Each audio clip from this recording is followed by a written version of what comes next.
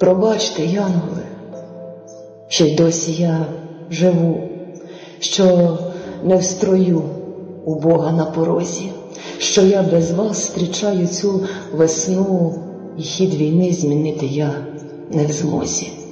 Пробачте ті, кого забрали небеса, хто вже ніколи не обійме маму. Пробачте ті, в кого обрізана коса, під вельюном в труні везуть до храму.